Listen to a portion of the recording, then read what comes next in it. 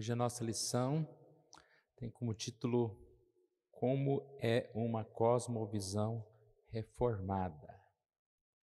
Romanos 8, 18 a 25.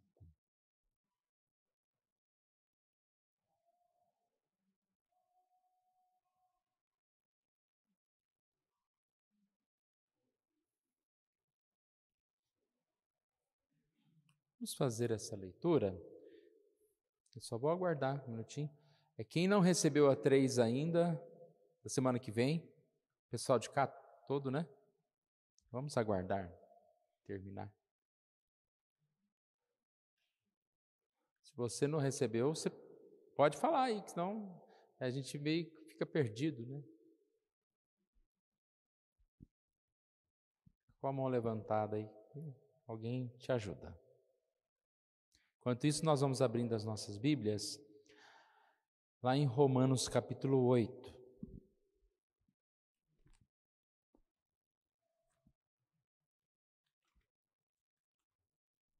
Eu sempre compartilho também o PDF lá no grupo da igreja. Quem quiser olhar no computador ou no celular, meio pequenininho para olhar no celular, né?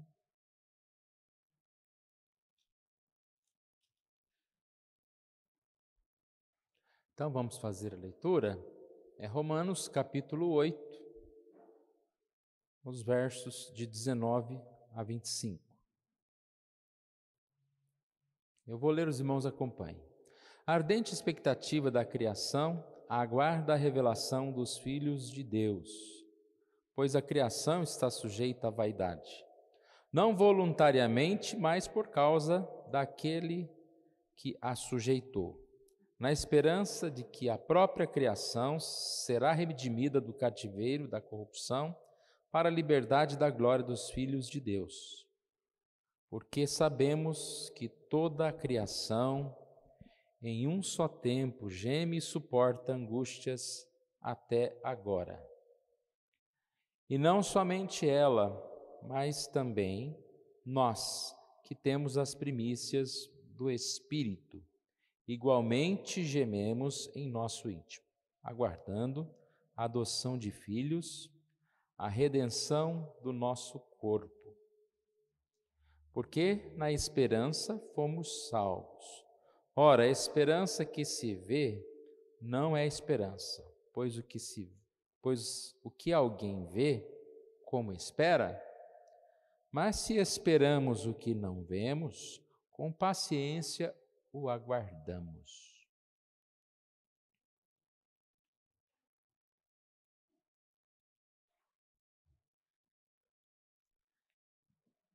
A introdução começa com esta frase: ainda que o conceito de cosmovisão esteja bastante popularizado, muitas vezes ele não parece muito prático. Então ele começa aqui colocando uma série de perguntas, né? Afinal, de que adianta sabermos que todos temos uma cosmovisão que direciona a maneira como lidamos com as situações da vida? Nós, nas lições anteriores, tivemos uma aula que definiu um pouquinho, né, o que era cosmovisão, que é essa ideia de que nós não simplesmente vivemos, mas nós temos digamos assim, um sistema, um modo de pensar, e no caso nós como cristãos, nós temos a palavra, nós temos o evangelho, e você vê o mundo em torno dessa lente. Então, por isso que as pessoas pensam tão diferente umas das outras, porque elas têm lentes diferentes, elas enxergam diferente e tomam decisões a partir daquilo que elas enxergam. Então, como cobrar do mundo, às vezes, alguma característica que nós aprendemos a partir da Bíblia? Então, ele fala aqui, nós aprendemos que existe a cosmovisão e que cada um tem uma, né? Nem todos têm uma visão reformada, uma visão cristã, mas todo mundo tem uma visão da vida que ele adquiriu na sua casa, na sociedade ou num país, de repente, que ele mora. Ele aprendeu um sistema de vida. E a questão aqui é, então isso adianta para quê? Ou isso aqui, como eu posso lidar com isso? Aí eu coloquei aqui essas perguntas que estão na introdução. Será que podemos moldar nossa própria cosmovisão? Então, se é uma coisa que nós temos já, nós podemos moldar? E a resposta é sim, né? Por isso que nós estamos estudando. Por mais que nós temos uma visão do Evangelho, né, é como se a gente tivesse um óculos, mas ele está meio embaçado, então a gente precisa limpar, a gente precisa acertar o grau. E quanto mais nós estudamos a palavra, mais nós podemos ter essa visão melhor. Será que nossa cosmovisão é verdadeiramente cristã? Então, para que tem essa pergunta? Porque muitas vezes a pessoa se diz cristã, eu tenho uma visão cristã, mas eu tenho uma visão dualista, que é o tema inteiro da lição de hoje. Eu não tenho uma visão realmente cristã, pura, mas é uma visão misturada, é uma visão que não compreendeu realmente a fé. Não basta falar que crê em Deus, eu preciso crer conforme a palavra, conforme a verdade. Outra pergunta aqui, o que torna uma cosmovisão cristã de fato? A palavra, o Evangelho. E a última pergunta, como adquirir uma cosmovisão cristã? Também já, de certa forma, respondemos, né? O adquirir é Deus que dá, é a graça de Deus, a fé, Ele nos dá a fé, nós somos convertidos ao Senhor. A partir da conversão, o que acontece conosco? Mortos para vivos, antes cegos e agora vendo. Então Deus nos dá uma nova vida, e essa é a nova visão que nós temos da vida. Então vamos começar a nossa aula aqui com o tópico 1, o problema do dualismo. Se os irmãos leram e estudaram em casa, perceberam que esse tópico ele é bem abrangente, bem denso, vamos dizer assim, cheio de questões filosóficas, históricas. Eu não vou me delongar, eu quero pegar apenas o que é prático para nós aqui, né? Embora às vezes a lição acaba um pouco mais cedo, mas eu não vou pegar todos os tópicos aqui, tá? Mas qual é a ideia aqui? Não quero que as nossas lições fiquem muito complicadas, né, de se entender. Vamos simplificar. Na sua casa você lê aí 2 vezes, 3 vezes, aí, entende melhor, e se quiser aprender esses conceitos, estude mais aí. Mesmo porque aqui é um resumo, né? Não dá para você colocar aqui como eles colocaram, eles já estão resumindo a história. O que eles querem dizer é que no correr da história, os pensamentos vão mudando, as pessoas vão mudando, e o próprio mundo, né? Ele tem, embora ele seja muito igual, ele dá essa mudada na sua forma, né? Tem um tempo mais negro, mais onde as pessoas se perderam. Acho que não pode falar mais tempo negro, né? Não sei. É um tempo ruim, onde as pessoas se declaravam ateus e tanto mais. Num tempo em que as pessoas começaram a se despertar para a fé, avivamento. Ao mesmo tempo, houve um tempo de muita religiosidade, mais esfriamento. Então, o mundo vai mudando, né? Isso é até interessante a gente estudar essa questão. Mas o que é dualismo? Vamos tentar resumir isso aqui, né? Para que a gente entenda melhor. Ali diz, né, no dualismo cristão, divide-se vivência humana em 2 categorias distintas e estanques: o sagrado, ou religioso, espiritual e outros termos semelhantes, e o profano, ou secular, natural, mundano, e termos semelhantes. Então repare, o problema não são termos sagrado e profano. Existe esses 2 termos, né? Existe o sagrado, existe pessoas cristãs, existe o profano, existe coisas que o mundo tem. Nós acabamos de falar que a gente tem que se separar de certas coisas do mundo, nos afastarmos para voltarmos para Deus. O problema não são as palavras, o problema é dizer que o homem vive nesses dois mundos, como se a gente tivesse partido, né? Eu sou duas pessoas, eu sou o secular e eu sou o cristão. Então essa é a questão aqui. Aqui diz na lição, o problema é que nesta cosmovisão do reino de Deus, não abrange a totalidade da existência, mas diz respeito apenas a uma parcela da vida. Ou seja, a vida com Deus, a vida cristã, ela não abrange tudo na nossa vida, conforme esse conceito de dualismo. Ela é apenas parte. Então eu tenho uma parte da vida que é sagrada, as minhas orações, a minha ida à igreja, é tudo que eu faço relacionado à fé, as minhas leituras bíblicas, as minhas meditações, mas eu tenho uma parte da minha vida que é considerada profana, que não tem nada de Deus nela. Isso aqui é o dualismo, tá? Não é que a gente crê nisso, é o jeito errado aqui de se crer. E nessa parte chamada secular, que seria tudo que não se refere à fé. O meu trabalho é secular, o meu esporte é secular, uma cultura é secular. Você tira Deus num pedaço da vida. Nós não cremos assim. Desde já, vamos resumir aqui o ponto, né? Nós não cremos assim. Nós cremos que, como cristãos, toda a nossa vida é cristã. Então, a Bíblia, a gente cita muito exemplo, o versículo, né? Seja comer, seja beber, seja qualquer outra coisa fazer, tudo seja feito para a glória de Deus. Então, nós vivemos num mundo, mas tudo que nós fazemos, nós carregamos Deus junto. As coisas são abençoadas. Então, o meu trabalho é um lugar que é abençoado, que eu devo testemunhar, e ali também os meus afazeres que não são, não dá para você ficar separando, né? Eu tenho uma coisa que é cristã e eu tenho uma coisa que não é cristã. E a gente vai ver aqui no próximo tópico, né, muito bem essa separação, quando coloca, por exemplo, nas artes ali, tem a música secular e a música cristã. Eu tenho isso, eu tenho aquilo.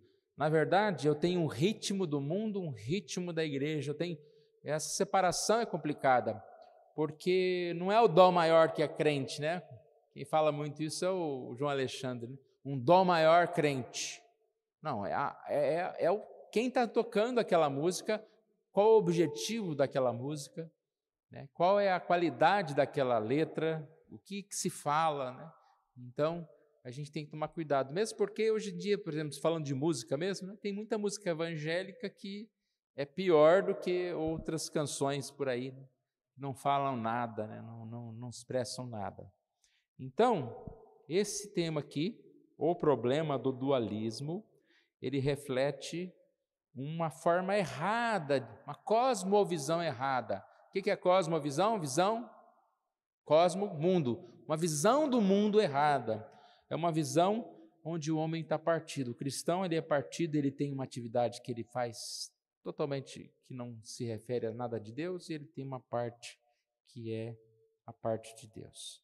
Então vamos ver aqui nesses tópicos aqui. Esta cosmovisão dividiu a vida entre coisas espirituais e coisas materiais. Vida contemplativa e vida ativa. Secular e mundano. Né? Então a gente percebe aqui que isso é uma forma errada de pensar. O que é terreno e secular se tornou completamente autônomo, né? Sem vínculo, do espiritual e sagrado. Nós não podemos admitir isso, né? Nós devemos entender que a vida do homem é um todo e não separar essas duas como se fossem duas partes, né? Então, o que é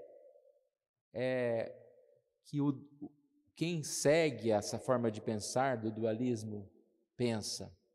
Eu creio que o dualismo é uma forma até de você, digamos assim,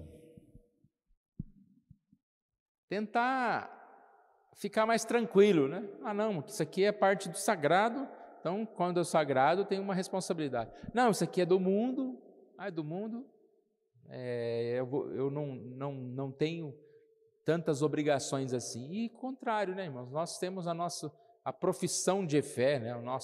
A nossa fé, ela está em todo lugar. Então, tudo é sagrado. A gente tem que tomar cuidado também para não querer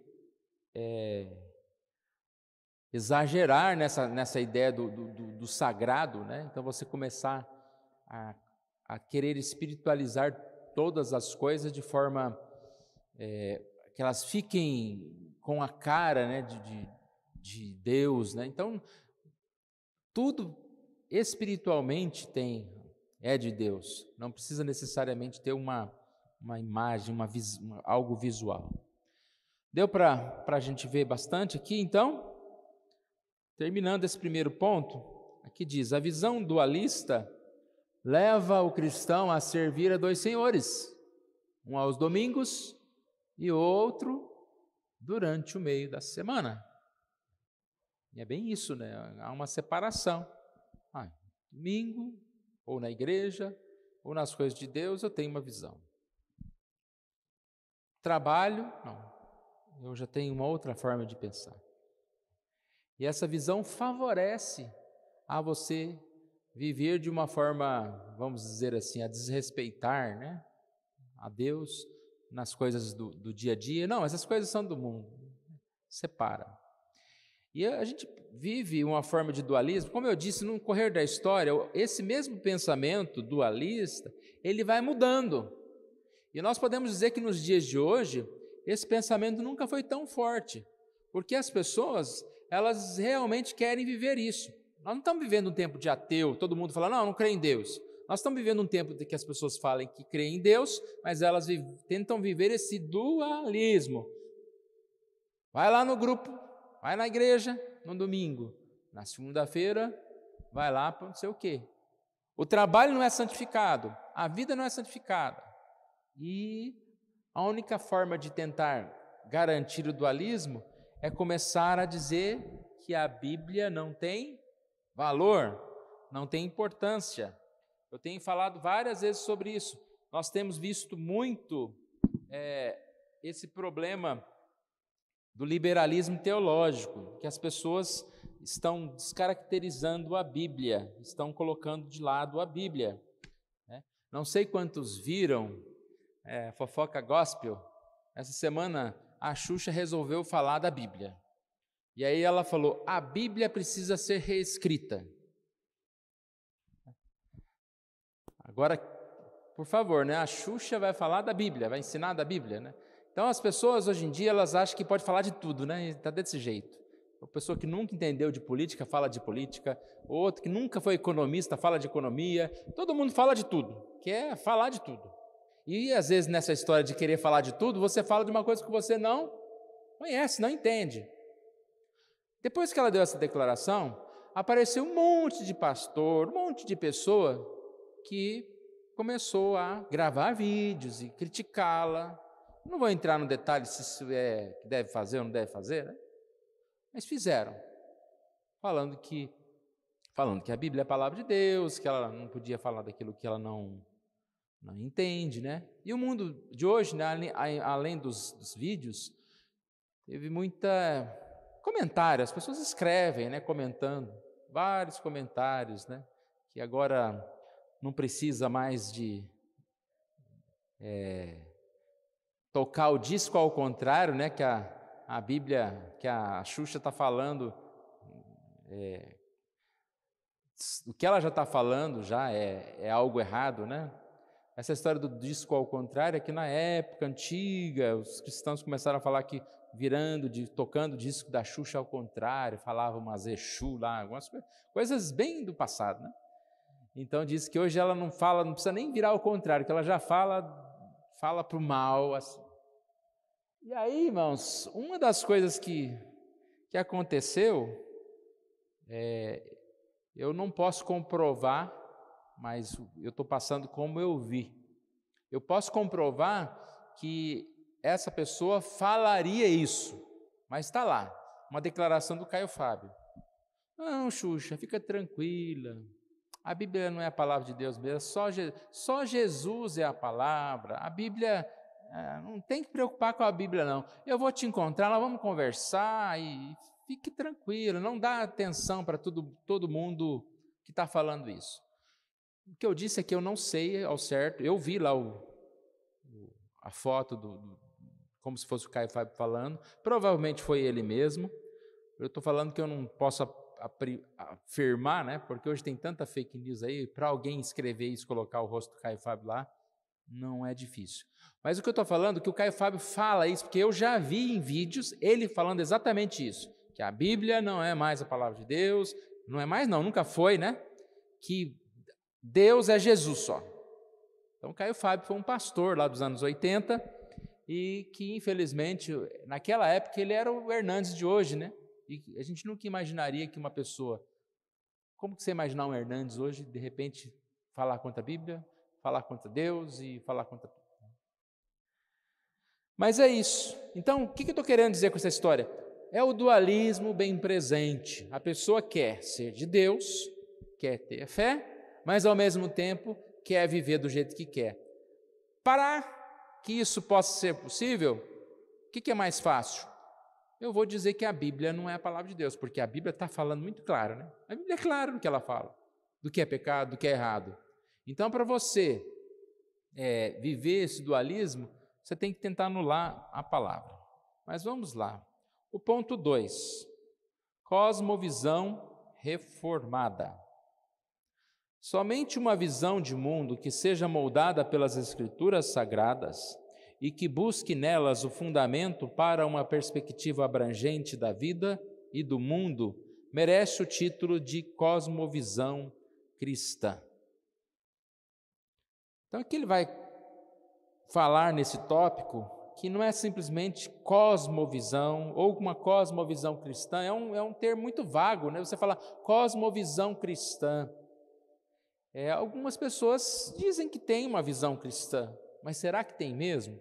Então ele prefere usar o termo cosmovisão ou visão reformada, né? Que a palavra reformada aqui está relacionada à reforma protestante, a uma forma de interpretação bíblica como nós conhecemos, né?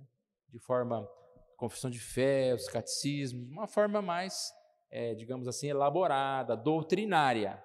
Então, nós precisamos ter uma visão, não apenas uma visão cristã, eu preciso ter uma visão reformada, uma visão realmente bíblica, uma visão doutrinária, que sabe definir os termos conforme a verdade. E é isso que nós vemos aqui, né? Como que é essa visão? Lembra, lá na introdução tinha uma das perguntas que falava, eu posso moldar a minha visão, eu posso ampliar a minha visão, e aqui exatamente já está respondendo isso, dizendo que eu posso, a partir de uma busca integral da realidade, baseada na palavra e não em outra qualquer doutrina. Esse tópico, então, ele é dividido em 3. E diz aqui o seguinte: essa cosmovisão se estrutura a partir de 3 categorias bíblicas fundamentais: criação, queda e redenção. Criação, queda e redenção. Esses termos são bem conhecidos nossos, não, irmãos? Vamos ver aqui o que a revista traz, ou trouxe, de resumo para nós. É bem conhecido.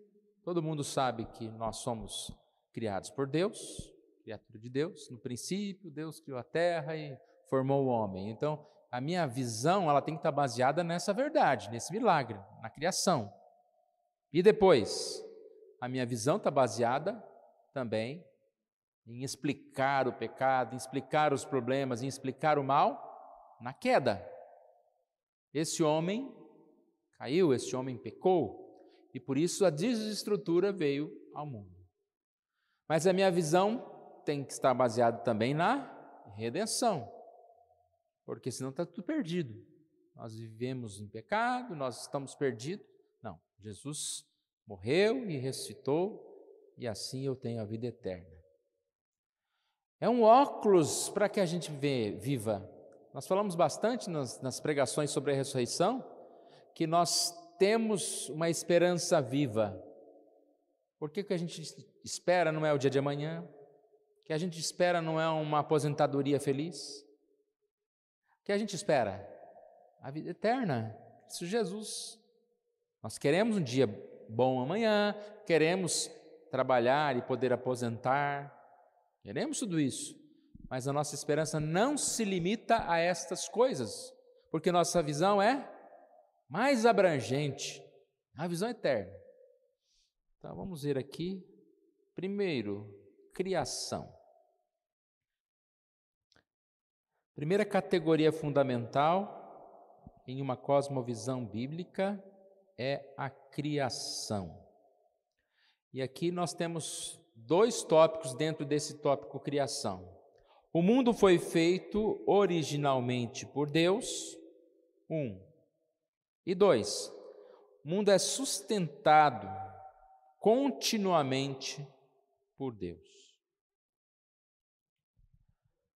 Repare que se você pega uma pessoa e começa a falar a respeito dessa visão reformada, dessa visão cristã, e ele já começa, você acredita nisso? Historinha de Adão e Eva, você acredita em Deus criou? O mundo foi criado de outra forma. Ou seja, a pessoa não tem uma visão cristã. Ela pode dizer que crê em Deus, mas ela não tem uma visão correta. O termo aqui, né? Uma visão reformada. Então aqui, o mundo foi feito originalmente por Deus. Deus chamou o universo à existência e também é sustentado continuamente por Deus, ou seja, Deus preserva e mantém o mundo. Exemplo, ele criou o sistema solar, estabeleceu leis gravitacionais, movimento planetário, mas não só criou, ele mantém a regularidade dos dias, as estações do ano, permite o surgimento e continuidade da vida na Terra. O homem é tão limitado que ele nem criar, ele não cria, né? Porque o termo criar, quando Deus criou o mundo, quando Deus criou o homem, é a ideia de criar do nada. O homem, quando ele cria uma coisa, ele cria a partir de algo existente, né? Se você vai fazer uma mesa, você não haja madeira, né? Você compra a madeira, compra o revestimento, compra os pezinhos lá, você vai criar a partir de algo pronto. Mas nem esse criar perfeito o homem consegue. Sempre o que a gente faz tem defeito. Você percebe que o mundo gasta milhões e bilhões em determinadas coisas para fazer, né? Eu não acompanhei direito a notícia, mas o tal do Elon Musk lá lançou um foguete. Imagina quantos milhões para lançar esse tal desse foguete. O sonho dele é ir lá em Marte, ou sei lá onde. E cai, estragou. Não foi, não deu. Tudo vai embora. Deus não, é quando ele criou o dia, a noite. Não tem essa de, hoje não vai ter noite. Deu um probleminha lá no sistema solar, lá não sei o quê. Não tem. Deus criou perfeito. Todo dia vai ser dia, tarde, noite, vai ser como for. Apesar do pecado que a gente vai ver aqui no segundo tópico, né? E muitas consequências, mas Deus ainda mantém todas as coisas que Ele criou. As leis naturais descobertas pela física, química e biologia nada mais são do que ordenamento de Deus para a manutenção da criação. Leis que a gente chama, né, leis naturais, usaram muito termo, a ciência, né? Nós temos que seguir a ciência. O que é essa ciência que o homem tem? Ele criou alguma coisa? Não, ele apenas descobriu leis de Deus, leis naturais de Deus, e viu lá que isso aqui vai acontecer dessa forma, e aí ele vai se beneficiar, né? Ou fazendo um medicamento, ou tomando alguma decisão. Nós não fazemos nada. Tem a previsão do tempo, então vai cair uma tempestade, aqui pode cair a terra, então vamos prevenir. Mas o homem não pode chegar, eu não vou parar a tempestade. Pode. Essas leis de Deus, elas existem e elas, assim, estão firmes. Como Criador, Deus sustenta as leis que regulam a natureza, desde o movimento da lua, do sol, a gestação das espécies e o limite do mar na praia. Jeremias 5:22. Essa é uma das partes interessantes, né? Por que a água vai até ali? Às vezes o homem tenta construir, aterrar ali, em alguns momentos a água volta ao seu lugar, porque Deus é que determina todas essas coisas e sustenta todas essas coisas.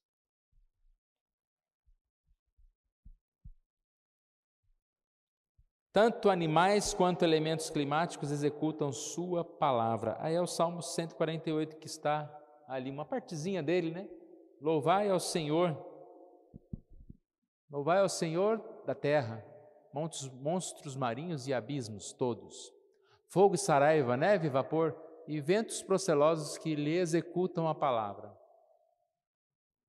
Executam que o quê? Que obedecem à palavra de Deus. Então todas as coisas obedecem à palavra de Deus, obedecem Deus. E Deus não só o Criador, mas é o sustentador até esse momento. Há uma diferença entre os animais, entre a natureza e o homem. É isso que ele fala também dentro desse tópico criação, que Deus criou o planeta, o leopardo, essas coisas obedecem às ordens de Deus como Ele assim quer, né? Há um funcionamento natural aqui, natural, baseado em Deus. Mas o ser humano é chamado para reagir responsavelmente às ordens de Deus, ou seja, já o ser humano, ele tem consciência. Não é um robozinho, né? Deus fala para a gente fazer as coisas. Ele deu a nós, como diz aqui na lição, Ele deu a nós ordens para que nós pudéssemos estar, assim, cuidando da criação. Deus criou o mundo, criou os animais e depois mandou com que o homem, né? Incumbiu o homem a esse domínio, a esse trabalho. Está aí talvez um motivo, né, que você nunca não vê assim a natureza, né, muitas vezes em determinadas situações, né, alguém diz a natureza não tem que trabalhar, ou às vezes você quase não vê um passarinho deprimido, né, mas o homem, porque tem essa responsabilidade, ele vive muitas vezes em crise e infelizmente, a gente vai ver no próximo tópico, ele não cumpriu a ordem ou o mandato divino, e sim afastou-se do Senhor.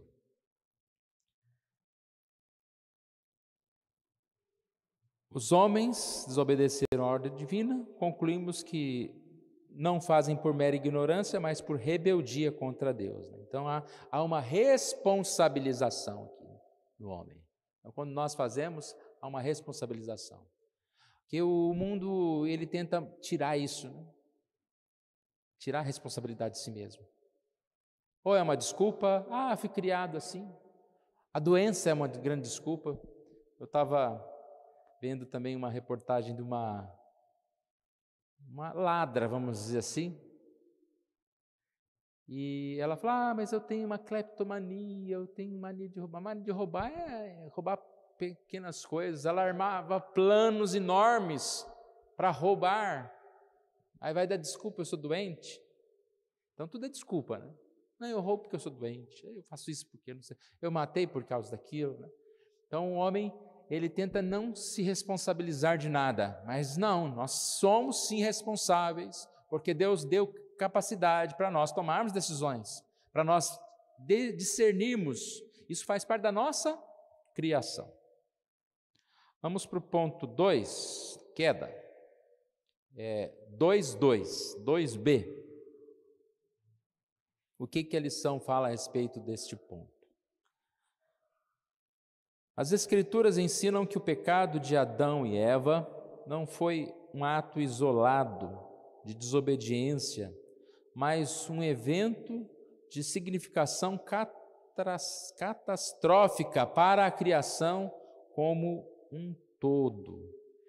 Então aqui ele falou, assim como nós temos que ter uma visão geral, uma visão correta da criação, eu tenho que ter uma visão correta também da queda. A queda. E o que ele coloca aqui nesse tópico é que o que aconteceu lá no Éden nos afetou grandemente. E assim é muito mais fácil explicarmos a confusão que nós vivemos hoje. Quem não vê, às vezes, uma reportagem de uma pessoa roubando a outra na rua, é uma das coisas assim que assim eu fico assim tão pensando, o que passa pela cabeça de uma pessoa pegar um outro, querer tirar as coisas do outro, como se fosse um bicho ali, né? Tentando roubar, matar uma pessoa, e a gente fica pensando, exatamente o que o pecado trouxe ao mundo, foi essa total incoerência das situações. Assim como qualquer outro pecado, eu citei o roubo, mas qualquer outro pecado, quando a gente olha, a gente pensa, por que eles agem assim, ou não, porque nós agimos assim? Porque houve um desvio, houve uma separação de Deus e da verdade. Aqui ele começa então falando sobre consequências. Desde a queda, a gente vê que no momento da queda já há consequências. Lá fala que Eva dará à luz mediante dores. Lá fala que o homem vai ter que plantar e colher, mas terão cardos e abrolhos, né, que terá dificuldade. E aí sim, toda a criação é afetada. Interessante que o homem que pecou, mas a natureza também sofre, porque o homem desfruta dessa natureza, e tudo que o homem vai desfrutar já é também decaído. Então aqui ele fala, a natureza caiu de sua perfeição, o próprio humano, o corpo humano se debilitou, né, as doenças, a idade que antes era bem mais avançada, foi diminuindo, hoje está aumentando de novo, né, um pouco, mas não vai aumentar muito mais do que 80, 90, 100 anos, né? Mas tinha uma época aí que você falava, tem 42 anos, é uma senhora idosa, né? 42 anos. E as pessoas morriam bem mais novas. Agora nós estamos indo um pouco mais além. Mas o corpo, por causa do pecado, decaiu. As atividades humanas, tudo corrompido. A gente fala, né? A política é corrompida. Se fosse só a política, estava bom. Mas a política é corrompida. O casamento é corrompida. A tecnologia, ele colocou aqui, né? Tecnologia. Como que uma tecnologia pode ser corrompida? Quando a gente fala as coisas, é o homem por trás. Eu até brinco, daqui uns dias vai ter uma pessoa bem hacker, assim, que vai ter uma ideia de começar a roubar esses dinheiro, tudo que a gente não tem mais dinheiro, né? Dinheiro é tudo eletrônico. Já pensou se alguém tem a ideia de conseguir roubar os dinheiro tudo? Sumiu o dinheiro das pessoas, né? Já rouba de outro jeito, né? Desvia conta e tal, e tal. Isso tudo é usado para o mal, por quê? Por causa da queda, do pecado. É uma rebelião humana contra Deus. Não é simplesmente maldade contra o próximo. Todo pecado, ele agride primeiro ao Senhor. É uma rebelião contra Deus.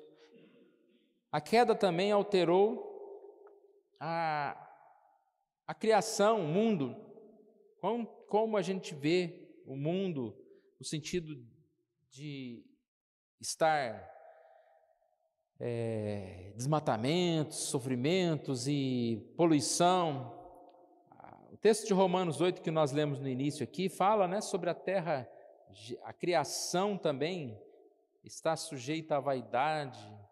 Aqui fala, a própria criação está sofrendo, será redimida do cativeiro da corrupção para a liberdade. A criação aguarda a revelação dos filhos de Deus, ou seja, é uma linguagem como se ela fosse uma pessoa, mas é a ideia exatamente de que o mundo, do jeito que está, né, ele precisa de redenção, e não só o homem que vai ressuscitar, vai ter um novo corpo, mas Deus vai restaurar a natureza, vai restaurar a vida, né, todo tipo de vida que hoje também é afetada ou foi afetada pelas consequências do pecado. Aqui ele dá um alerta importante, dizendo que a queda não alterou a essência da criação. Então, o que ele quer dizer com isso? Aqui diz, eu vou ler esse pedacinho. Precisa ficar claro que a queda não alterou a essência da criação, pois o próprio Deus a tem preservado em alguma medida, por meio do que a teologia reformada denomina como graça comum, preservando a vida, a natureza e a possibilidade de desenvolvimento cultural e social. A queda distorceu o modo como cada aspecto da criação funciona, mas ainda é a criação de Deus. Podemos dizer que a estrutura da criação se mantém intacta, mas que a direção da criação foi radicalmente reformada. Então, as coisas continuam existindo como uma essência, mas elas todas são afetadas pelo pecado, assim, pela morte. Uma coisa que ele usa como termo graça comum, que nós sabemos que nós somos cristãos transformados, temos uma cosmovisão, temos essa visão de Deus, precisamos melhorar. E o mundo não tem a visão de Deus, então o mundo, com a queda, ele foi afetado de tal forma que ele não tem mais nada de Deus. Nós sabemos que não é assim. Que o termo graça comum, né, é uma pessoa que não é cristã. A gente vê demais isso, que busca fazer o bem, ou que toca um instrumento também muito bom, muito bem. As pessoas não são só agentes do diabo, né, no mundo. Tem muitas pessoas boas, só que ao mesmo tempo, por estarem no estado de queda, elas estão perdidas. E sim, podem influenciar outros ao mal. Mas aqui diz que não afetou de todo, né? Ainda sobrou alguma coisa aqui em tudo, como em todo mundo. As coisas e seres criados existem para glorificar o Criador, ao terem sua existência direcionada pela ordenação divina. Mas a queda deu uma nova direção à humanidade contra Deus e sua ordenação. A queda, ela tirou muito isso, né? Falando do homem, o homem que foi criado para adorar a Deus, para servir a Deus, hoje ele tem muito mais um apelo pessoal. Eu quero o meu bem, eu quero ser feliz, eu quero com que os meus sentimentos sejam bons. Então eu não vou viver para o outro, eu não vou viver para Deus, eu quero viver para mim mesmo. Afetou demais, né, esse senso de humanidade, de ajudar ao próximo. A queda deu esse distanciamento, né, nosso de Deus. Vamos para o terceiro aqui, redenção. Então, essa cosmovisão reformada não se limita a afirmar na bondade estrutural, criação, né? Deus deu essa estrutura perfeita, em verificar a direção da rebeldia, ou seja, falar a respeito do pecado, mas o aspecto criacional, o aspecto de nos dar uma nova oportunidade.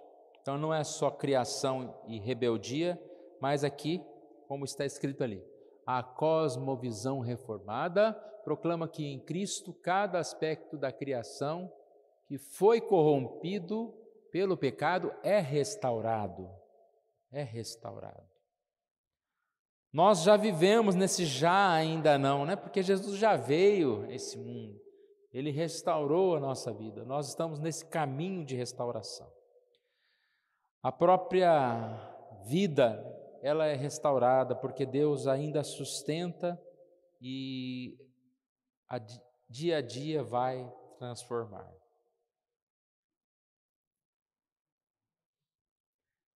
Em Cristo, cada aspecto da criação que foi corrompido pelo pecado é restaurado. Nós estamos estudando o Evangelho de João e nós temos visto isso. Os milagres de Jesus, o andar de Jesus nessa terra, eles já demonstram essa diferença, essa restauração que Jesus opera na vida. Então a lição aqui também fala sobre isso, ó. Conforme ele curava enfermos, expelia demônios e fazia milagres, estava demonstrando a chegada do reino de Deus sobre o domínio espúrio do mal. Deus cura, Deus traz paz. O mundo quer andar em trevas, mas Deus traz luz para o mundo. Por isso nós, como igreja, devemos nos firmar nessa visão de Deus, nessa visão reformada, e ser luz para o mundo, ser esperança para o mundo, anunciar Jesus, e não reclamar das tristezas, dos problemas, e não viver como alguém que está ainda em queda. Nós não estamos na queda, nós estamos na redenção, nós estamos em Jesus, e nós temos que buscar essa restauração de vida, dia a dia. A restauração não altera a estrutura da criação, que permanece boa, mas direciona radicalmente os dons criacionais da corrupção rebelde para a obediência à vontade de Deus. Essa transformação das nossas vidas. Nós, sem Deus, poderíamos estar seguindo os passos da queda, e em Jesus nós temos a nossa vida transformada. Deus opera na nossa vida, Deus nos dá dons. É algo que a gente nem quer imaginar, né? Mas o que seríamos de nós sem Deus? Se nós tivéssemos dado, digamos assim, sequência àquilo que nós, como pecadores, seríamos sem Deus. Quantos seriam roubadores? Quantos seriam pessoas aí vivendo no mundo, em tantas situações, né? E nós, com Deus, nós temos buscado a purificação, mesmo sendo tentados em muitas coisas, mas vencemos. Podemos dizer que nós somos vencedores. Por quê? Por causa da redenção.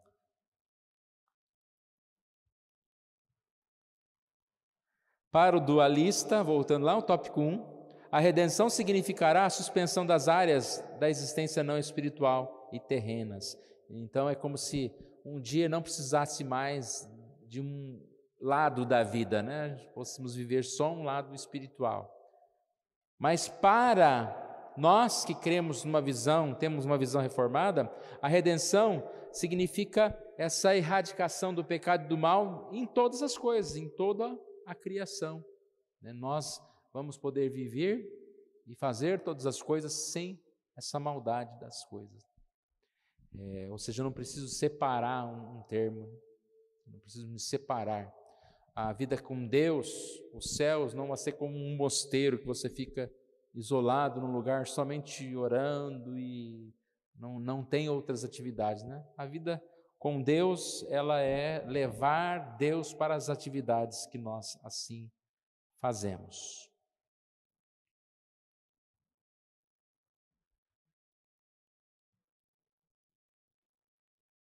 Então, ponto 2, cosmovisão reformada.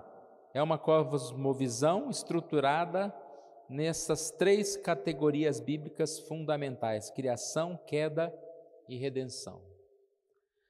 Decoraram? Criação, queda e redenção. Onde está a estrutura da minha vida, como pensamento?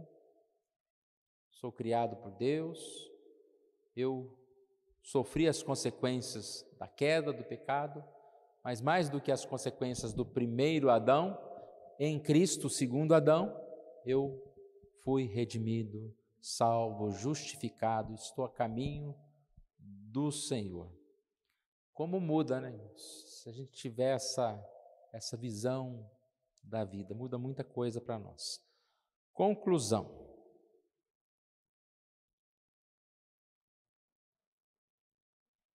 A cosmovisão, ou uma cosmovisão fundamentada na criação, verá o mundo como fundamentalmente bom. Mundo fundamentalmente bom.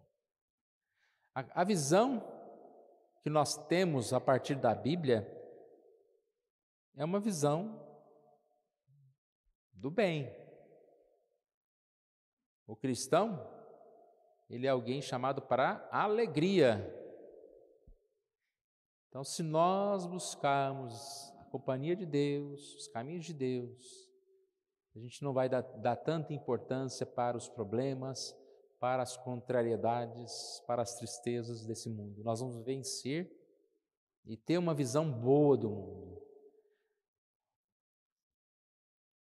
Várias pessoas podem definir uma mesma coisa, cada um vai definir de um jeito. Isso a gente sabe, né, muito bem. Qualquer coisa, se você falar, né, defina música. Música para você é uma coisa, música para mim é outra, música para o outro é outra. Como nós definimos o mundo? Então, se você parar, fazer uma entrevista na rua, como que se define o mundo hoje? As pessoas vão falar cada coisa, né? Talvez vão falar das notícias da semana, dos problemas daquele dia. Esse mundo está perdido por causa desse acontecimento. Então, num momento é a marginalidade, num momento é o problema das crianças na escola, num momento é o problema da política, num momento é o problema financeiro. A gente vai definir o mundo como um mundo mau. Isso é por causa da nossa lente. Mas o cristão, em todo o tempo, aconteça o que estiver acontecendo, seja a manchete qual for, a minha boa nova é: Jesus deu sua vida. Jesus existe. Jesus é Deus. Eu sou um convertido. Então essa é a notícia que eu tenho que dar. Se alguém perguntar, você é feliz? Sou. Por quê? Porque Jesus me salvou. E não é simplesmente um chavão ou uma fala qualquer, mas é uma resposta de alguém que tem uma visão reformada, uma cosmovisão, uma visão do mundo a partir do Evangelho, a partir da Bíblia, a partir das coisas de Deus. E assim nós vamos encerrando aqui a nossa lição. Aqui ainda na conclusão, diz que o Criador vê a criação de maneira tão positiva que se recusou a descartá-la quando o homem a estragou. Pelo contrário, determinou restaurá-la, mesmo ao custo de entregar seu filho à morte. Então, como nós podemos estar tristes se Deus enviou Jesus para nos salvar? Também enxergará a história da humanidade, o progresso da humanidade como parte do bom plano de Deus para o cosmo, com valores e significados reais. A gente enxerga progresso da humanidade, parece que a gente olha, não tem tanto progresso, mas progresso está no pessoal, como cristãos, como nós seguimos na vida com Deus. Essa visão boa, essa visão feliz, verá o mundo como fundamentalmente bom. Diz, por isso, procurará descobrir e defender as normas criacionais subjacentes nas instituições humanas, como casamento, Estado, ou seja, procurará viver melhor, discernir o que é bom. Aí ele fala, igreja, agricultura, política, sexo, música, dança, arquitetura, tudo o que Deus criou é bom e que essas coisas sejam realmente feitas, conforme a vontade de Deus. Mesmo que essas coisas possam ser corrompidas pela rebeldia humana, nós cremos em Deus que nos dá capacidade para viver melhor e por isso nós temos que ter uma visão boa. Nós temos a possibilidade de segunda-feira começar a piorar a vida? Temos, mas nós temos a possibilidade de melhorar. Nós não estamos fadados à derrota, à escravidão, a viver no pecado, a fazer tudo errado. Por isso eu tenho que ter uma visão boa. Eu posso crescer, eu posso melhorar em santificação, em verdade, nos caminhos de Deus.